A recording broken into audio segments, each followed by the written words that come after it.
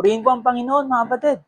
Dahil po, ngayon po ay Lunes, kahapon po ay Linggo, ay magkakasama pa rin po tayo sa gawain ng Panginoon. Ito po ay pag-aaral ng salita ng Panginoon in our commitment na magbahagi ng salita ng Panginoon kahit na sa labas po ng ating church, mga kapatid. Ngayong gabi po ay panalangin po natin ang mensahe ng Panginoon galing po sa ating topic. Manggagaling po ito sa Book of Hebrews. Alam po chapter 2 verses 1 to 4 po, mga kapatid.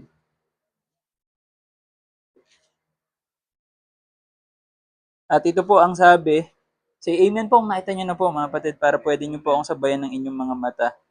Ang atin pong key verse from Book of Hebrews, chapter 2, verses 1 to 4. Ang sabi po dito, therefore we ought to give the more earnest heed to the things which we have heard, lest at any time we should let them slip. For if the word spoken by angels was steadfast, and every transgression and disobedience received a just recompense of reward, how shall we escape if we neglect so great salvation, which at the first began to be spoken by the Lord, and was confirmed unto us by them that heard him? God also bearing them witness, both with signs and wonders, and with diverse miracles and gifts of the Holy Ghost according to His own will. Tayo po ay manalangin. Samahan niyo po ang mga kapatid. Dakilang Diyos na makapangyarihan sa lahat.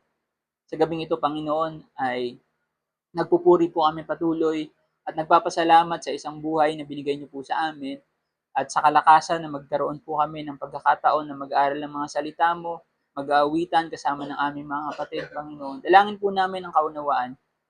Panalangin po namin ang banal na spirito po. Patuloy pa rin na kumilos sa aming mga buhay, sa aming mga puso, sa aming kalagitnaan.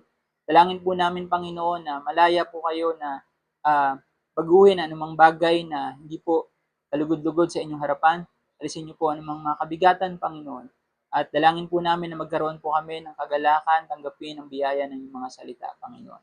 At ako naman po ay patuloy niyo pong gamitin ang aking bibig, ang aking isip, Panginoon, at ang aking puso, Panginoon, na patuloy magbahagi ng inyong mga salita, Panginoon. I-bless niyo po ang tahanang ito, nagbukas, Panginoon, ng gawain ito, Panginoon. At ito po ang aming panalangin sa pangalan ni Jesus. Amen. Mga kapatid, ang atin pong title ng mensahe ngayong gabi is called Reminder from the Great Salvation. Nakuha ko po yan dito sa one of the verses na binasa po natin in verse 3, mga kapatid. Na pagtanto ko rin tong mensahe na to, although nasa ko na po ito, naka-bookmark ng matagal na, pero na-realize ko, we have to appreciate the great salvation that we have. Kahit na alam po natin na ilan po sa atin, matagal na pong naglilingkod sa Panginoon. Yung iba po sa atin, gaya ko po, ay baguhan, mga kapatid.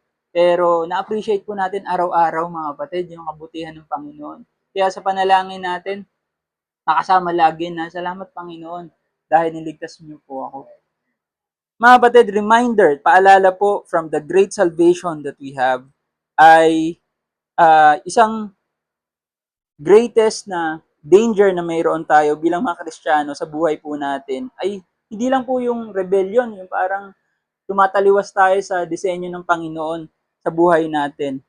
Instead, yung neglect, mga kapatid, isa yun siguro sa pinaka nakakatakot mangyari sa atin, mga kapatid, no? Kasi binigyan na tayo ng mensahe, parang nababanggit ko nga po lagi, yung magulang ko pag inutusan ako. Pag inutusan ako, tapos narinig ko na, hindi ko pa ginawa, malamang mapapalo na ako nun di ba? And people often neglect, sa atin po, sa physical, tayo mismo nakakaligtaan natin yung ating mga kalusugan, mga basic na mga pamumuhay sa mundo, mga kapatid, yung mga responsibilidad natin sa tahanan o sa trabaho man, at yung mga relationship natin, mga kapatid.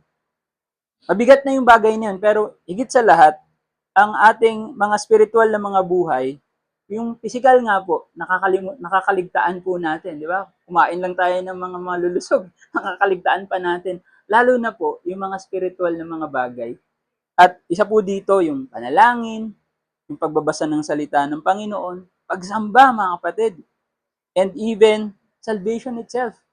Kaya mahalaga po na nire-reflect po natin ito ng may kabigatan mga kapatid para unawain at i-appreciate yung meron tayo in a reminder from the great salvation mga kapatid. So, ito pong binasa po natin, yung manunulat po ay nagbigay ng isang seryosong reminder para sa atin. That how, sabi po dun sa linya ng, sa phrases in verse 3, how shall we escape if we neglect so great salvation? Babasahin ko lang po sa Tagalog. Paanong makatatanan tayo kung ating pababayaan ang ganitong dakilang kaligtasan na ipinangusap ng Panginoon noong una ay pinatunayan sa atin sa pamamagitan ng mga nakarinig. Mga kapatid, ang Biblia mismo mga kapatid ay patunay ng mga naunang nakarinig mga kapatid. At tinulungan tayo sa pamamagitan ng mga piece of paper na hawak po natin. Yung teknolohiya po, dinala hanggang sa atin ngayon. Imagine, ilang libong taon na po mga kapatid. At ngayon po, pag-aaralan po natin yung tatlong mahalagang paalala naman from the great salvation that we have. Una po dyan, simulan na po natin, that the great salvation reminds us to guard against spiritual drifting. Pinapaalala po dito na bantayan daw po natin yung spiritual drifting o um, pagkawala natin o unti-unting paglihis mga kapatid. In verse 1 po, sa sinabi po dito, therefore we ought to give the more earnest heed sa mga huling po, lest at any time we should let them sleep. Sabi po sa Tagalog dito, kaya't nararapat nating pagkatantuin ang mga bagay na narinig, baka sakaling tayo ay makahagpos. Ganda po yung sinabi dito mga kapatid, no? Kasi yung mga pag-aaral po natin tuwing Monday at sa ibang araw po at kung nagkakaroon po tayo ng mga personal devotion natin, nadadaanan po natin yung salita ng Panginoon. Ito po ay mga naunang pagpapaalala na sa atin eh. Kaya sabi, ingatan daw po natin. Nararapat na pagkatantuin natin ang mga bagay na narinig na po natin mga kapatid, na wag nating palabasin sa kabilang tenga. Lagi po nating naririnig yan, no? Drifting away like a boat without anchor mga kapatid. Slowly moving away unnoticed. Parang yung mga bangka po dito sa pretil natin sa Binangonan, di ba? Lahat po yan nakatali dun sa pretil mismo para hindi po sila lumayo. At kung hindi man po sila nakatali, di mo mamalayan ng bangkero na mawawala na po yung bangka nila. And kung mapansin man nila, may hirapan silang hilain mga kapatid. Spiritual drifting usually happens gradually mga kapatid. Hindi po ito parang instant na ay ayoko na pong ayoko nang gawin to, na-edit. Nagsisimula po ito sa paunti-unting pagbabawas ng panalangin or less prayer, less hunger for God. Parang wala na tayong excitement sa mga gawain ng Panginoon.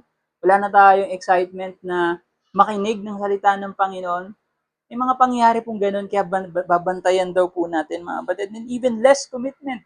Inaalis po natin yung sarili natin sa mga bagay na ayokong makisali dyan kasi kanila na lang yan mga kapatid. Maganda na nakikita po natin yung sarili natin na nagda-dive tayo sa mga commitment pagdating sa gawain ng Panginoon mga kapatid. Nakakapagod paminsan-minsan mga kapatid. Pero ayun nga po, ang mga gawain ito ay pagpapaalala na bantayan po natin yung isa't isa mga kapatid. And nobody drifts toward God accidentally. Hindi raw po ito aksidente na parang naisip na lang natin na lumayo sa Panginoon mga kapatid. Dahil tayo pong mga mananampalataya must pay close attention. Kailangan daw po nating tutukan, tingnan yung ating mga sarili, hindi yung iba mga kapatid.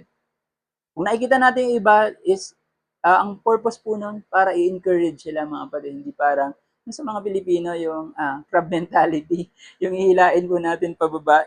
Dapat hindi daw po tayo ganun. Stay spiritually alert mga kapatid. Lagi daw po tayong gising and held firmly hold firmly to God's truth. Dahil po ang katotohanan ay hawak po natin. Narito po ang salita ng Panginoon at yung buong buhay po natin ay kukulangin yung buhay natin para aralin at unawain yung salita ng Panginoon. Kaya manatili lang po tayo mga kapatid na magpatuloy sa pag-aaral ng mga salita ng Panginoon.